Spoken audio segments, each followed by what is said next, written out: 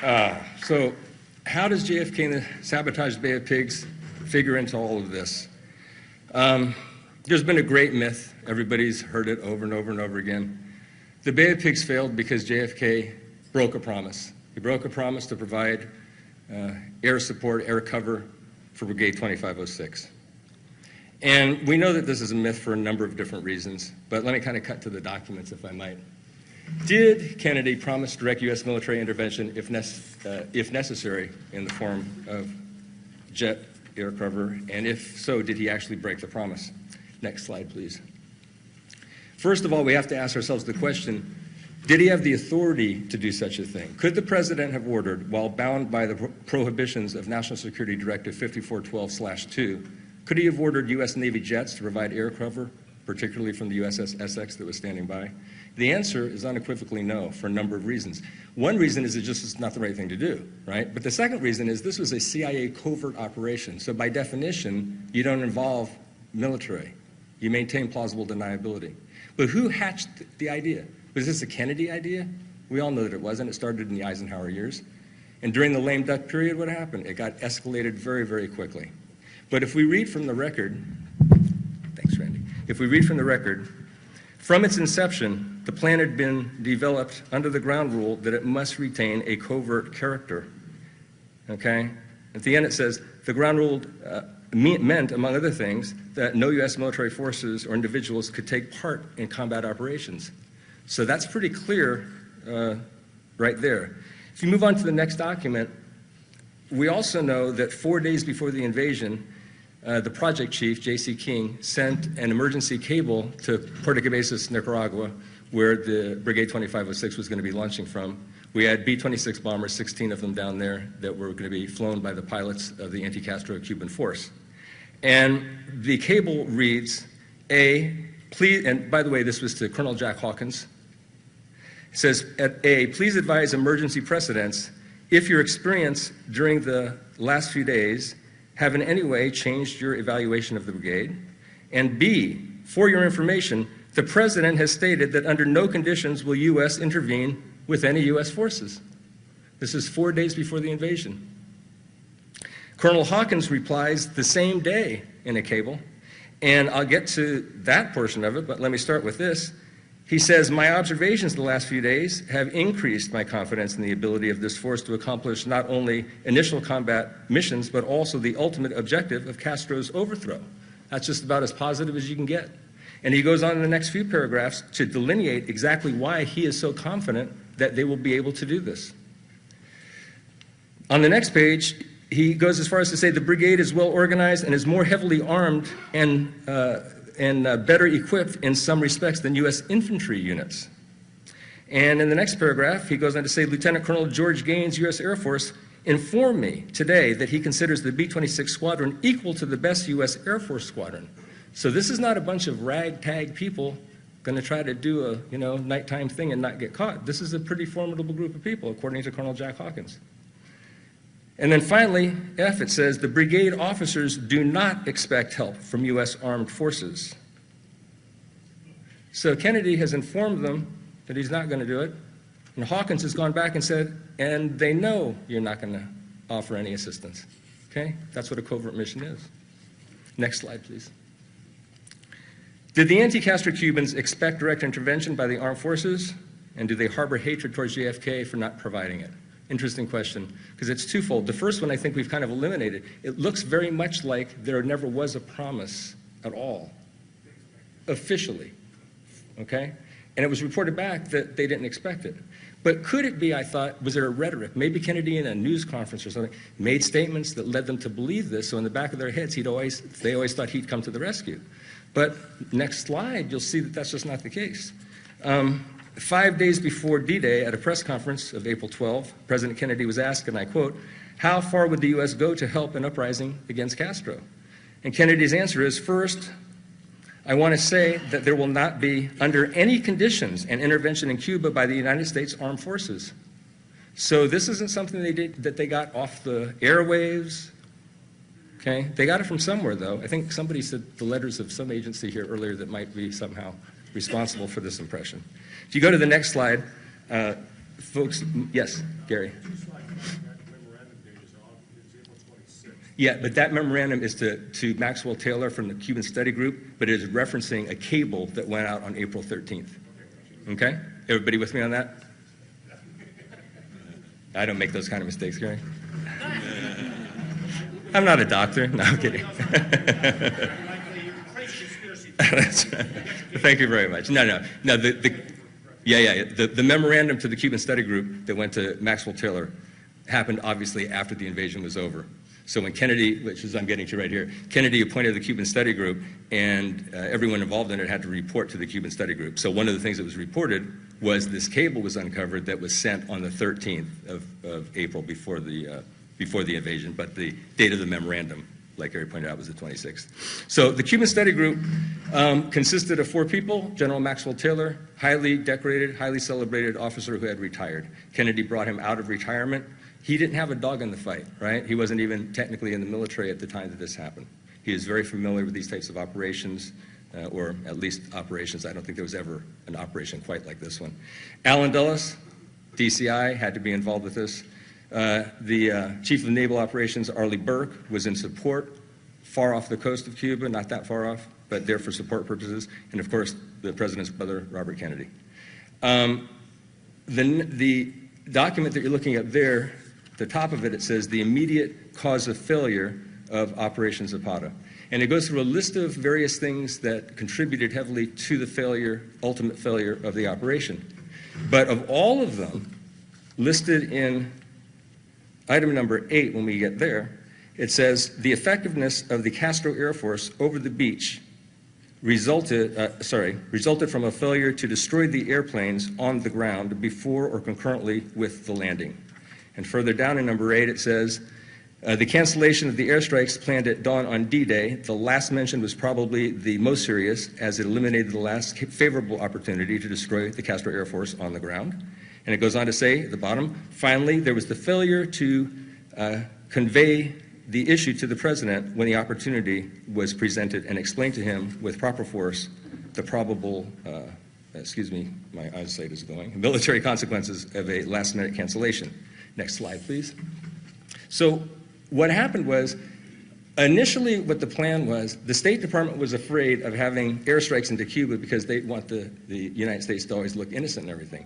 And the military said if we don't control the air and Castro gets his planes off the ground, they'll be sitting ducks. So the CIA came up with a plan to accommodate both sides. If we're going to get control of the air, we need to eliminate everything on the ground, so we'll fake it. We'll have some of the B-26s from Puerto Cabezas hit as many planes on the ground as they can 2 days prior to D-Day, hopefully get them all. They probably won't, but hopefully get as many as they can. Then fly out of there, land over Miami, have one of them hop out of the plane. It'll look like it's a Castro Air Force plane. He'll claim he's defecting from Castro and that he blew up as much stuff as he could on his way out. Sounded like a good CIA plan. So they knocked out a whole bunch of stuff, right? There was 10 T-33s, maybe 11. They knocked 7 of those out. There were 3 or 4 remaining. A couple of Sea Furies they knocked out. A couple of those were left. I think they knocked out a Lodestar as well. A couple of B-26s, right? But T-33s are maneuverable jets. So are Sea Furies. They're not jets, but they're very maneuverable. B-26s are not maneuverable. Prouty's office is the one who outfitted them with 8 50 caliber machine guns in their noses. So when this guy lands and claims this, well, next slide, please. Castro at the UN screaming at Stevenson. He's saying, are you kidding me right now? This isn't my plane. My planes have plexiglass noses. They don't have opaque noses like that. I don't have 50 caliber guns, and the markings are wrong. So Stevenson's not even been read in on the mission. He doesn't even know what's going on, so he denies it vehemently. Turns out, when he's faced with the evidence, that he was wrong. So he either looks incompetent, not trusted by the administration because he's not in the loop, or he's just lying. Any way you cut it, he doesn't look good. So he gets upset, to say the least. He gets on the phone with his boss, Rusk, and over the next 24 hours, he prevails on Rusk to order the cancellation of the D-Day strikes that were supposed to take out the remainder of Castro's Air Force while they were on the ground. That was always a part of this, okay? So Rusk goes for it. He calls George McBundy. George McBundy, McGeorge Bundy, I say it wrong sometimes. My friend Phil Dragoo says McBoy George Bundy. But so Bundy calls Cabell on the phone and tells him to cancel the strikes. Cabell, are you kidding me? This is essential. Bundy says, Cabell, if you want to take it up with somebody, you have to take it up with Rusk. Cabell calls Rusk, if you go to the next slide, please. Now, when the Cuban study group met, as we were talking before, everybody submitted memoranda of what went wrong, what happened, and then they also got grilled by the 4 people on the committee, okay? So very interesting that Cabell called Bissell and said, hey, let's go over to Rusk's. He calls Rusk up on the phone, says, can I go to the office? So they all meet at the office, right? And Cabell and Bissell, in their own words, and they both signed off on this, say the following. Next slide, please. So I'm going to ask a question first, and then I'm going to answer it with their answers, and they were no Kennedy lovers. Did the president cancel the D-Day airstrikes? The answer is no.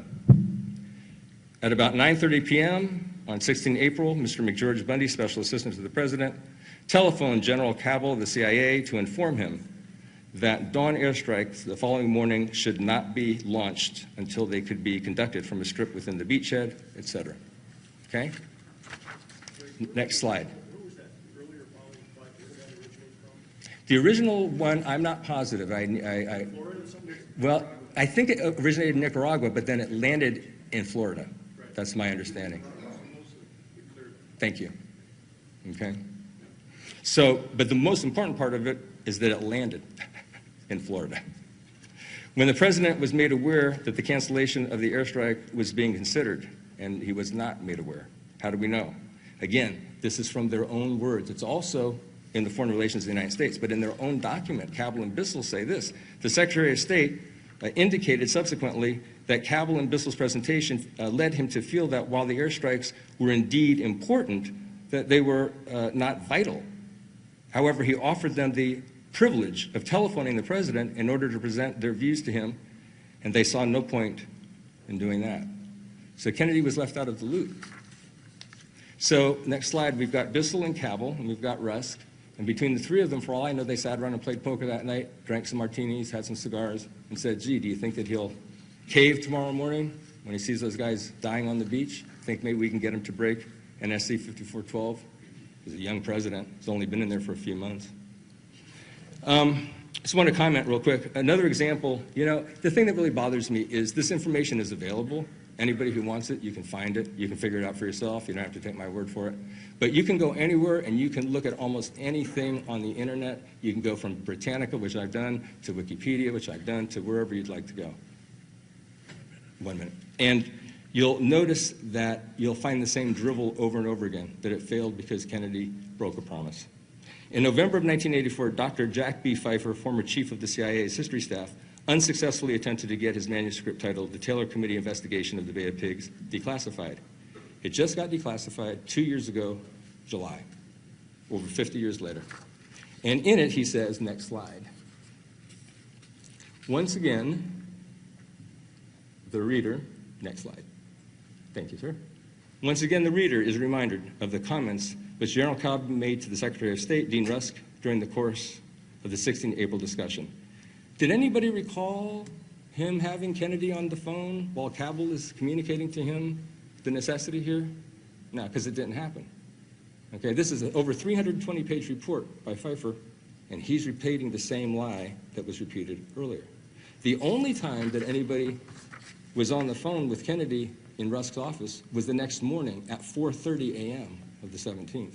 Now, Cabell goes to Rusk's home, Rusk gets the president on the phone, and they tried to get jets from the USS Essex. That's a different story. What are you going to do? Pretend they're anti-Castro Cubans and F-4s or something? That's not going to work. And General Maxwell Taylor confirms it, but I think I'm out of time. So if you go to the next slide, you all can just kind of read that for yourselves. And I'll say two real quick things. One more slide, please. I always said to myself, you know, I understood why Dulles was forced to retire and why Bissell and Cabell were forced to resign, right? Cabell and Bissell did not communicate to Rusk with enough intensity, and they passed up the chance to ask the president. They deserved to get fired. But what happened to Bundy in this? Why was he not fired? Turns out he offered his letter of resignation. He didn't put his picture on it like I did, but he offered his letter of resignation, and he apologized for how he served the president during the Castro situation. Kennedy must have tucked it into a drawer. He didn't exercise it. And just last week, I checked Wikipedia's account of the Bay of Pigs, and here's what it said. Late on 16 April, President Kennedy ordered cancellation of further airfield strikes planned for dawn on 17 April to attempt plausible deniability of U.S. direct involvement. There it is in Wikipedia, the place where most American goes for their information, unfortunately. And guess what? You want to know who wrote that? Mr. Peter Kornbluh, the director of the Cuban director of the Cuba Documentation Project for the National Security Archives, in his book, Bay of Pigs Declassified, the secret CIA report on the invasion of Cuba. Even he's got it wrong. Thank you for your time.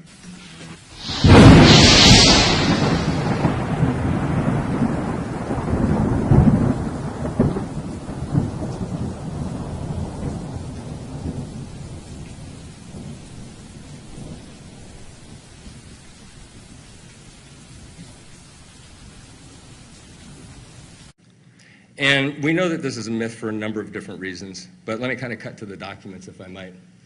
Did Kennedy promise direct U.S. military intervention if necessary in the form of jet air cover? And if so, did he actually break the promise? Next slide, please.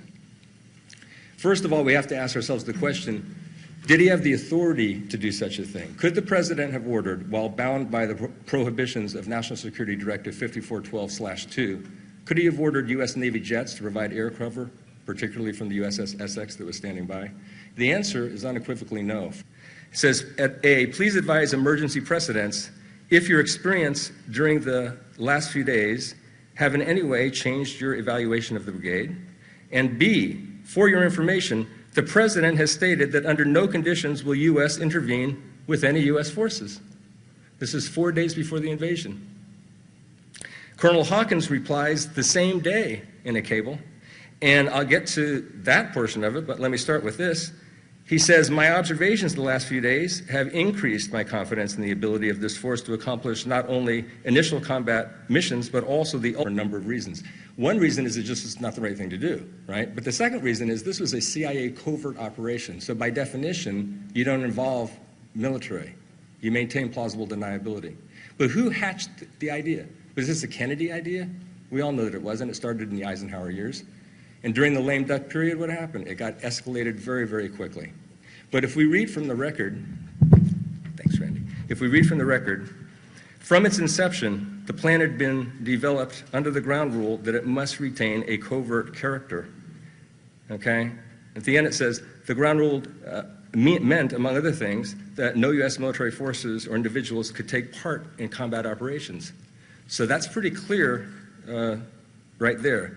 If you move on to the next document, we also know that 4 days before the invasion, the project chief, J.C. King, sent an emergency cable to Puerto Cabezas, Nicaragua, where the Brigade 2506 was going to be launching from. We had B-26 bombers, 16 of them down there, that were going to be flown by the pilots of the anti-Castro Cuban force. And the cable reads, A, please, and by the way, this was to Colonel Jack Hawkins.